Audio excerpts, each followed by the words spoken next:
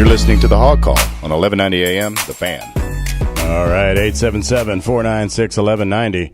That's the number to call the Hog Call. And right now we got Kevin McPherson from SportingLifeArkansas.com and Hogville.net with us, and Bill Ingram, chairman of the Arkansas Hawks, and talking a little Central Arkansas basketball action. And, guys, one of the schools, the Southwest Christian Academy, have been pretty active here in what you might call the offseason.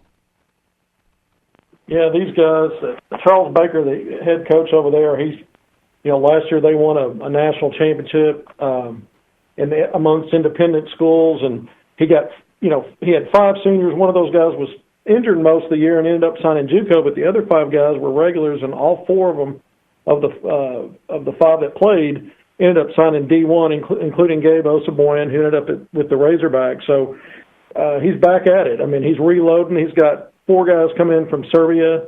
He's got a guy coming in from Australia. And today we announced on Twitter that he's got a couple of guys from the Toronto area. Jabril Price-Noel, he'll be a senior, class of 2018. He's a 6'7" combo guard from Scarborough, Canada. This guy's a very versatile wing, can put the ball on the floor. Some of the highlights I've seen, he's got a little bit of that point forward ability where he can actually, help facilitate coming off that wing, and pretty good handles getting the basket. Not the most athletic guy, but pretty smooth and got some skill. And he plays well at both ends. He plays hard at both ends, so you like to see that. And then they got another combo guard wing, a 6'5", Malik Kennedy, also going to be a senior from Toronto. And this guy's, just looking at the one highlight I saw, he had a lot of dunks and definitely a bouncy player at 6'5", gets to the rim with ease. So looks like Southwest Christian's loading up. Now, they're going to play a national schedule. They're not a member of the AAA. We've talked about that. They can this year, though, play teams from Arkansas. Be interesting to see if they ever get one scheduled. But they definitely, with what they've got coming in, some of these guys, 6'10", a couple of 6'9", a couple of 6'7". We talked about, Tim Caesar, who finished up with the Arkansas Hawks, like Bill mentioned, the 16s. He's also joined that team, and he's a high major prospect, class of 2019, and I know the Hogs are looking at him. But this is another team that's going to, should impress playing a national schedule. Now, they also hit Eastern Europe pretty hard. Is there some special connection between them and, say, Serbia, for example? Who knows? Who knows, man? Because my thing with that is I'm glad that Charles is providing opportunity for those kids to play.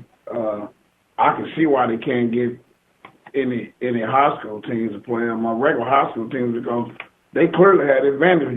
When you can go recruit players from all over the country and all over the world, why would you want to play a local high school team? They can only get guys in one area. But I don't know. I mean, he Charles is resourceful. He's a very good coach, and he works his kids and they get better. And that's what's important. Then when you bring them in this area, hopefully you can get some of them that's good enough to stay here and play here. So, and the truth of the matter is, these guys, they face more competition in practice than they do some of the teams they play on their schedule. Now, they'll play some good teams, but the best way that these guys are going to get better is going up against each other every day. One thing about Southwest Christian Academy doing this, it also could be helpful to Arkansas. We saw Gabe Osaboyan sign on. He was a late addition, may end up being a real steal for Arkansas. So it could be a pipeline not only to the Razorbacks. I know Little Rock has Coach Wes Flanagan's recruited some of those guys and taken a long look at them. I was in their gym several times when coaches from high major and mid-major schools, not only from the region but from across the country, came in just to put eyes on these guys. So it can't do anything but maybe help bring attention to basketball to Arkansas and Central Arkansas specifically. Now, it's kind of shifting gears a little bit, talking about the Razorbacks. Kevin, you wanted to talk about a little bit. Arkansas scheduling Fresno State. So when's this happening? Yeah, Fresno State's, Arkansas is probably going to release its full schedule sometime next week. It could be, they could do it by tomorrow, but I expect it will be next week. By adding Fresno State from the Mountain West Conference, here's a team that I think they went to the NIT last year. The previous year they made it to the NCAA tournament. But, Arkansas is smartly scheduling these mid-major schools and Fresno State's just another one. You know, they won 20 games last year. What you want to do if you're not going to have marquee matchups in the non-conference, you want to get mid-majors who are not going to hurt you in that RPI strength of schedule part of the equation that the NCAA tournament selection committee looks at. So this is another step in the right direction. That brings them up to 11 potential teams.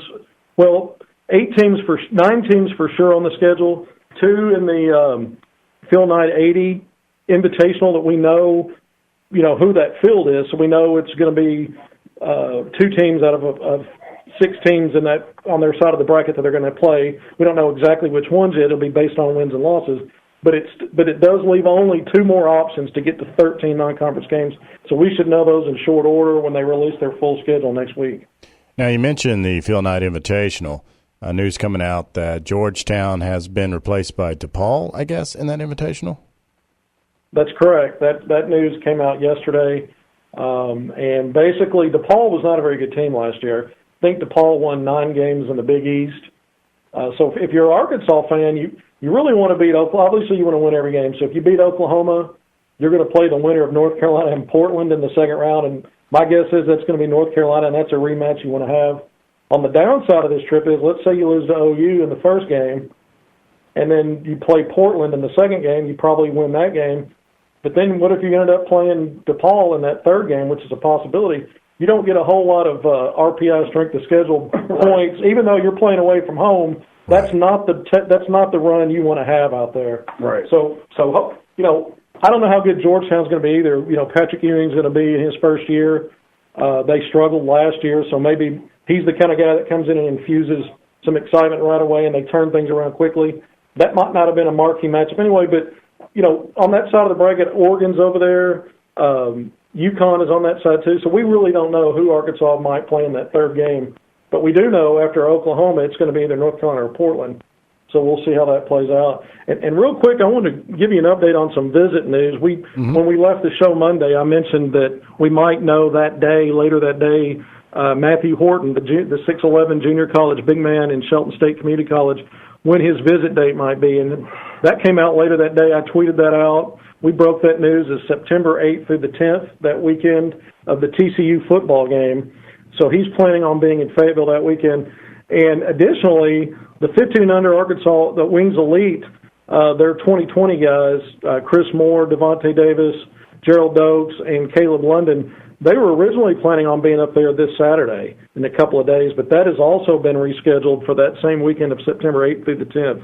So Arkansas is definitely starting to kind of move some things around on the visits to line up with a football game. And, that's probably a good idea when you're making an impression. The fans should be out in full force for a game like that against a Big 12 opponent. So those were some changes in the visits. Another visit date that we've talked a lot about is the date that Keyshawn Embry, the 6'3" combo guard, and Josh LeBlanc, the 6'7" combo forward, are going to visit together. They're friends, and they're coming up on August 25th. Well, today, within the hour, Keyshawn Embry announced that he will play at IMG Academy for his senior year. That's another basketball factory prep school, which I think is very interesting because, you start thinking with the visits he's got lined up, he hasn't come out and said he's going to plan on signing early, but, he's got most of his official visits set up leading up to the early period. So it kind of leads you to think he might sign early. Well, typically when a guy finishes up somewhere like a prep academy in a basketball school, a lot of times it's because they want to build on their profile and keep their recruiting open. Not always, but typically that's one of the reasons they do that. So it'll be interesting to see how that plays out. Well, gentlemen, we're going to hit a commercial break here shortly. I want to thank you guys for coming on once again. Tell the listeners where they can follow you guys both online and on Twitter. Yeah, I'm on Twitter at BillRealDeal16. So you can follow me on Twitter there. I'm not as active as Kevin is, but I'm on there from time to time. I'm always retweeting stuff. All right, and Kevin? Oh, yeah, I'm at AR Hoop Scoop, and then I'm also contributing at hogville.net as well as sportinglifearkansas.com. All right, well, gentlemen, thanks for coming on once again. Looking forward to talking to you again real soon. Same here, Mike. Thank you. All right. 877-496-1190. That's the number you can call to be part of the Hog Call here on 1190 AM The Fan. We just had Kevin McPherson and Bill Ingram, chairman of the Arkansas Hawks, on, talking a lot of basketball, and it's always a great time talking to those gentlemen. And football come up to that level. And I tell Kevin all the time, the only way I think this is going to happen is they're going to have to get some of those guys off the basketball court. There's just average players on the basketball team that could be great players on the football field. So we discuss that and wrestle that all the time. But right now, basketball is just it's just a different level. When you got prep schools coming in our state and trying to get kids to go to their prep schools from around the country, and tell you how good our basketball is. Well, definitely. And Bill, we got about a minute left before our break. Tell the people a little bit where they can follow some of the action there with you and Central Arkansas basketball in general. Well, it'll be when basketball season starts. That 5A Central Conference will be loaded. Anytime you want to come see that 5A Central. But for the people in Northwest and in the River Valley, Northside is in the 7A Central. So a lot of those Little Rock teams will be coming up there to play Northside. And I'm telling you, it's going to be some doozies. When Central come to Northside, it'll be a great game. North Little Rock come to Northside, it'll be a great game. When Bryant come to Northside, it'll be a great game. So putting Northside in 7A Central will give the people in the River Valley and in Northwest Arkansas a chance to see some of the great players. Now, occasionally, all right, Bill, we're about to hit a commercial break. Occasionally, you'll see. Okay. All right, we'll be back after this commercial break. We got Ken McPherson and Bill Ingram with us.